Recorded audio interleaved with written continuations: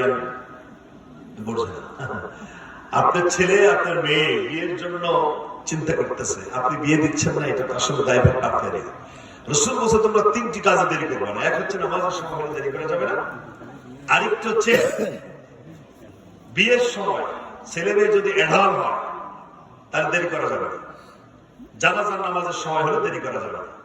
তো আমরা ছেলে মেয়ে অনেক সময় বলি যে